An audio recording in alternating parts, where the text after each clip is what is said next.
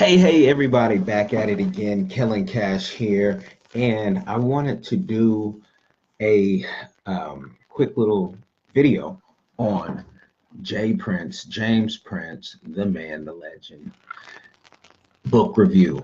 Was looking through a lot of reviews and different things, and I'm not seeing a lot of people do a review on this great book by the legend James Prince. And you got to get this book if you do business. This is kind of like that Rich Dad Poor Dad, especially for the hip hop generation. Because if you don't know, this is the man who has created so many legends that you follow, and he's a legend behind the legend. You're talking from the Ghetto Boys, Scarface, and if you just know anything about hip hop, you know that Rap a Lot he created what is the Godfather. It predates all the Master P and anybody. James Prince was the man, the first man in the South to put it at the level that it is. So without him, you don't have the movements that you have in the South, and so you need to get this book because throughout the years he hasn't talked a lot. The man is real quiet, real mellow. He hasn't talked a lot. This is like if Al Heyman wrote a book. That's the only other person I could think of who's legendary, who, if they wrote a book and opened up about their life, and they've been that secretive because, he talks about everything from his childhood, just coming up, get the loss of his sister, you know, at a very young age. The man was hustling at 8, 9, 10 on the legal hustles. I think it was like at 11, he was able to get a pony and brought it to the hood, giving horseback rides, pony rides. You think about an 11-year-old being able to get a pony and the way that he even did it. I'm not going to give away too much of the book because this is a must read. And if you have a young man or a woman who they're struggling with reading, they're going to finish this book. They're going to finish this book. I'm telling you, in less than a week, because the way he wrote it, it's real simple. It's just a great book. He wrote it for the culture. He wrote it understanding his audience. Even in the font. I'll show you the font if I can here. Let me see. It's big enough where even for those who say, "Oh, my eyes strained," and the way he separated the kids will love this. If you have someone in middle school, the language is good on this. It's clean. You have someone in middle school and up to college who needs to get inspired, who needs to get that fire lit, or they already have the fire lit, but they don't really have a mentor. And we know that's half of the game, is having people in your life who've already done it, who can help you. Get this book. It's not just if you like hip hop, it's if you like business, if you like money, if you like coming up, because he's talking about all that. I mean, because James Prince did more than just rap.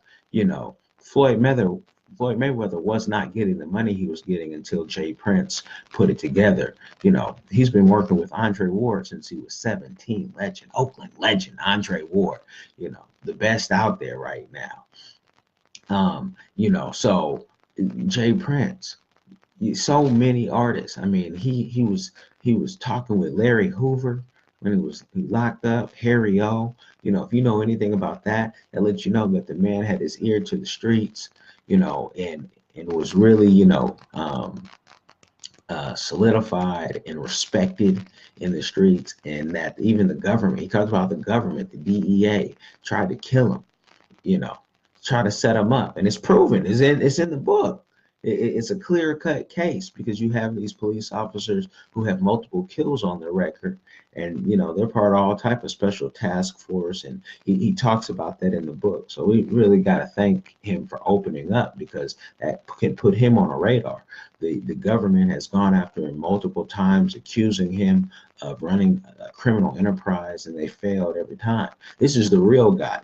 This is the real guy, but he said it. He said, "I gave up the life that they thought I was living," and he gave it up, at a young age, as a young adult. So he's been making legal money. So we're not highlighting crime in any way, and one of the things I really enjoyed about this book when he talks about raising his kids and how he didn't let his kids listen to rap music, even though he's making money off rap. See, a lot of times people want entertainers and TV to raise their kids, but here this guy's making music and money for adults based on his life, and it's almost, it's therapy, right? But he wouldn't let his kids get it because you got to shield your kids from certain things. And he said, once his kids got their own cars and everything, they do what they do. But you have to shield your kids. Your kids should not know all the hit songs on the radio and the dances. And then, they don't know their ABCs, one, two, threes, algebra, physics, and they're stuttering. They're stuttering when you ask them something about geography, but they know all the songs. They shouldn't know that. That's not a good recipe for success. And he talks about that in the book, how the hood, especially, which I say, when I say the hood is just a mentality. So you can be rich and still have a hood mentality. There's a lot of people like that. We knew people in the suburbs who were doing drive-bys and, never even got to see their adult lives because they were doing too much. So the hood is a mentality, but he was talking about getting the hood mentality, getting it out of you, and how exposure, how he was able to see some other things at a young age to know that it's not just about the hood. It's not just about, whatever that's glorified in the hood, because a lot of things are glorified in the hood that in the suburbs is under the table, like drug use, like drug sales. The suburbs and the hood, the urban areas, they just do it a different way, but everyone's doing it. That's why we have to try to solve those problems in total, because it keeps happening. It goes from the hood to the suburbs, or you could say vice versa, right? Because the hood never had the money to manufacture anything. So this book covers all of that, and it shows you how you don't have to be a one-trick pony, how you can get in the game. There was a time I remember when we went to Grambling, we were writing rap a lot, trying to get in, but what the elders told me, is, Kellen, just finish school. There'll be a time and a place for all that, and just finish school. But so Rap-A-Lot never hit back, but we loved Rap-A-Lot, and we loved Rap-A-Lot because of the reach. We saw what they did when we were youngsters, but we also saw, like, with people with Yuck Mouth, who I've interviewed before, a couple times. We saw that how J.Prince, his reach, and he talks about even how making a move and getting out of Houston, how it connected him to different people in the industry, and how if he didn't move to New York for that short time, he would not have met this person and that person. So it's about connecting the dots. And the real great thing about it, and it's his book, so people could say, oh, he's biased or whatnot, but everybody respects this man. When he has a beef, or someone he knows has a beef, because he don't beef, he can calm that beef down with people like a Suge Knight, a Baby, and people don't disrespect him. They don't disrespect him or his family. And a lot of folks, especially young folks, don't understand respect in business, and how when you help somebody, and you're a professional, even if you're not a professional, you should be compensated. When you're helping and you're in the grind with people, whether you have paperwork or not, and you should be a gentleman. And that's what J.Prince has shown. He's shown how much of a gentleman he is, and also how much a snake others can be, especially when they start getting money. We deal with it every day as consultants, where we're having to tell people, man, this is the price is the price, and you have to understand this costs money, and we don't want to eat just on the back end. The back end money is great, but so you got to get that upfront money so you can keep those lights on and get that team together. And J.Prince just showed the struggles of when you sell all your cars, let all the fancy cars go, and just go back to being regular, boots on the ground, because all the cars and the houses you can get again. But you need that capital and putting up your own money. You guys always hear like Dame Dash talking about putting up your own money, putting up your own money so you can really be a boss. And also understanding that sometimes you got to cut deals and cut people, not because um, there may not be anything wrong with them, but there's a better deal. This is business, and it's not personal, you know. But to keep your loyal family together at the same time, because if they're not inside your inner circle, they're just another business opportunity, and you got to be able to know when to move and groove, especially when someone can offer you a better distribution deal. We talk about distribution with artists all the time and have avenues for them to get, Sony deals if they need help. And we kind of use it as a platform to get clients and be able to monitor our clients and see what they're doing and make sure they're getting the right deals. But clients, the talent is just the talent. And talent needs to know you need to have a business mind, but it doesn't come overnight. And if you want to learn the business, you got to be under somebody to learn the business. And that, the game is to be sold, not told. So you might have to sign a contract where you're under someone, but it's not to rip you off. It's to be able so everybody can be on, a even playing field and get what they're supposed to get. Because no one's helping you strictly just for free. We give out tidbits every day.